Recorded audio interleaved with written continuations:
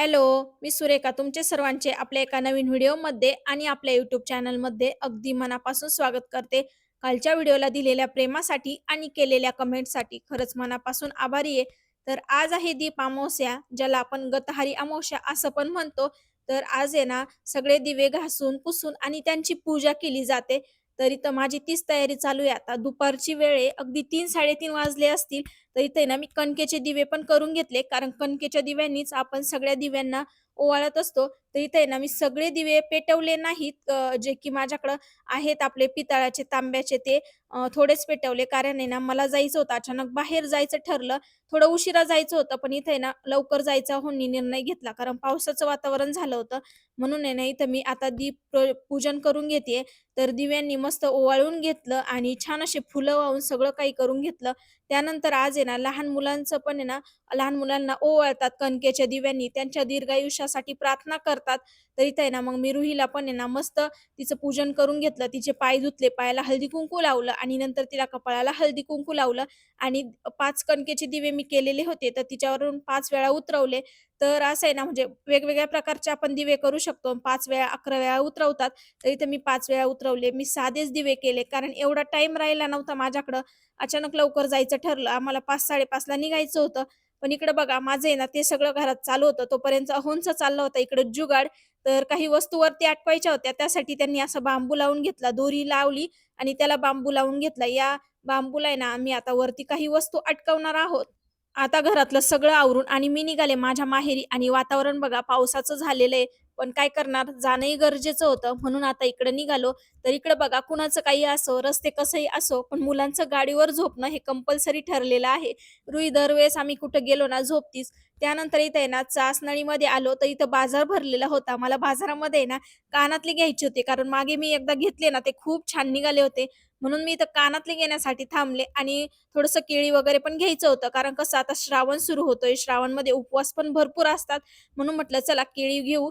तर इथं आहे ना मस्त कानातले घेतले एक डिझाइनचे आणि इथं बघा मस्त असं खळखळून पाणी वाहतंय. पावसाळा म्हटला की सगळ्या नद्यांना असं तुडुंब भरलेले असतात आणि खळखळून पाणी वाहत असतं. हे बघून आहे ना खरंच खूप छान वाटत असतं.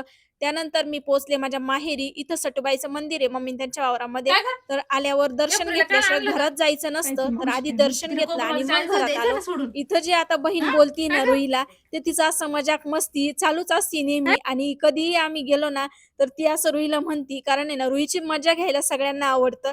कारण रुही तर काही गेल्या-गेल्या एवढी बडबड करत नाही. तिचं असं थोडीशी रुळली की मग बडबड करते. तर इथं मावशीच्या आणि तिच्या मस्त गप्पा चालल्या होत्या. बाळाईमध्ये मस्त झोपलं होतं. मम्मीचंही थोडंसं काम चाललं होतं. तर इथं बघा मस्त येऊन पोहोचलो आणि थोड्या वेळ निवांत बसलो. त्यानंतर मग मला बाळासोबतही गप्पा मारायला भरपूर वेळ भेटला. ए पिल्लू, कुठे लक्ष आहे? काय करायचं? तुला आवाज नाही ओळखायला येत? येत नाही? मावशी आहे ना? मावशी. बस झालं तेवढंच खोल. ती खोलत नसेल जास्त. आण. मावशीने खाऊ आणलाय. तुला खायचा? खाऊ खायचा? तुला द्या मी खाऊ देते. हे बघ. खाऊ आणलाय मावशीने तुला. हे बघ. खायचा खा खाऊ. खायचा? खाऊ खायचा. घे. खाऊ घे. खाऊ नाही घ्यायचा. का करायचं? आता इथं तुम्ही बघितलं बाळासोबत थोडंसं बोलणं चालू होतं. कसं त्याला ते खायला नव्हतं द्यायचं, पण लहान मुलांना कसं अशा वेगवेगळ्या वस्तू बघायला आहे ना आवडतात. म्हणजे त्यांची नजर ते बघत असती, त्यामुळं मी त्याला ते दाखवत होते. तर चला ते झालं. त्यानंतर आहे ना मस्त आमचा चहा झाला आणि मम्मीचं आणि माझं थोडंसं बोलणंही चालू होतं. म्हणजे गप्पा गोष्टी चालू असतात. रुहीची मैत्रीणही रुहीला खेळायला जोडी आली होती, तर त्यांचंही खेळणं चालू होतं. त्यानंतर रुही होय ना इकडे भावाच्या शेतात गेले चक्करला, तर त्यांनी काकडी लावलेली होती. ती काकडी आता उलगली. त्यानंतर इकडं मका आणि काकडीच्या ठिकाणी अजून आता काय लावतो हे तर काही माहीत नाही. पण इकडं वांगे वगैरे पण त्यांनी लावलेले आहेत. तर अहो आणि भाऊ मस्त चक्कर मारून आले. कसं थोडंसं गेलं ना वावरात चक्करला वगैरे तर भारी वाटतं. त्यानंतर आहे ना इथं आम्ही मस्त बसलेलो होतो. आमच्या गप्पा गोष्टी चालू होत्या. इकडे बहीण आहे ना मस्त मुखवास बनवत होती. जो की ना म्हणजे डिलिव्हरी झाल्यानंतर खातात ना, ते तिला बनवायचं तीच चाललं होतं तिला घेऊन जाण्यासाठी. आणि इथे ना आम्ही मस्त गप्पा मारत होतो. हे बनवण्यासाठी ना जवळ-जवळ तिघींचे हात लागले. म्हणजे मम्मीने तिला सगळं साहित्य काढून दिलं. तिने सगळं भाजलं आणि शेवटी मग मीठ लावायला ते माझ्याकडे आलं. तर इथे आहे ना मी मिठाचं पाणी करून आणि त्याला लावते. तर इथे आहे ना थोडंसं गार झालं होतं म्हणून परत मी ते मुखवास गरम करून घेतला आणि त्याला आता मिठाचं पाणी लावणार आहे. हे नाही हेल्दी पण आहे. आपण जसं विकत आणतो ना तसंच लागतं. याला हळद पण लावतात, पण तिला नाही आवडत हळद. म्हणून आहे ना फक्त मीठ लावलं. इथं बघा मिठाचं पाणी मला थोडंसं वेगळा कलर झाल्यासारखं वाटलं, पण लक्षातच आलं नाही. पण खरंच ते काळं मीठच होतं. त्यामुळं मग मी काही एवढं लक्ष दिलं नाही. ते पूर्ण आहे ना त्याला चोळून दिलं आणि मीठ लावल्यानंतर आहे ना खायलाही खूप भारी लागतं हा मुखवास. तर इथं आहे ना रुही आणि रुहीची मैत्रीण पण छान अशा खेळत होत्या. मुलांना कसं खेळायला जोडी कोणतरी असलं ना तर भारी वाटतं आणि एकट्या-एकट्याला तर काही करमत नाही. रुहीला आहे ना म्हणजे तिकडं माहेरी गेले मी की तिला खूप करमून जातं कारण ह्या दोघी ना म्हणजे बरोबरच्याच आहे. दोघींमध्ये अंतरही 7-8 दिवसाचंच आहे. त्यामुळे त्यांना इकडं करमून जातं. दोघींना खेळायलाही आवडतं. त्यांची भांडणंही पण होत नाही दोघींचे. त्यानंतर मम्मीचं चालू होतं घरात भाजी बनवणं. तोपर्यंत मला इकडे चुलीवर भाकरी बनवायच्या होत्या. तशा तर चुलीवर भाकरी बनवायची सवय मला अजिबात राहिली नाही. पण चला म्हटलं बनवून बघते.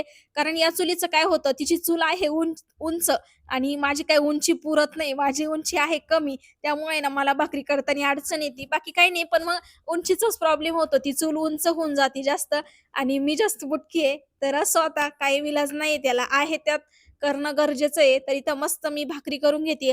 अगदी 4-5 भाकरी करायच्या होत्या आणि मला पातळ-पातळ भाकरीची सवय लागली ना, त्यामुळे जाड भाकरी तर काही जमत नव्हत्या आणि चुलीवर कसं थोडीशी जाड भाकरी असेल ना, तर भाजल्यावरती मग ती छान लागते.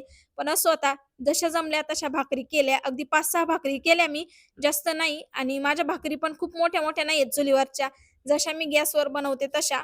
काही गोष्टी ना आपण लहानपणापासून ज्या बघितलेल्या असतात किंवा ज्या गोष्टी ना लग्नाआधी केलेल्या असतात ना, त्या गोष्टी आपण किती पण विसर पडू दे, पण करतोच. तर मी लग्नानंतर काही जास्त चुलीवर भाकरी केलेल्या नाहीये. पण लग्नाच्या आधी बनवायचे, त्यामुळे आता बनवायचं एवढं काही विसरलेलं नाही. तर चला, इथं आम्ही जेवण करून घेतो आणि ह्या व्हिडिओची इथे सेंड करते. आवडला तर लाईक करा. बाय.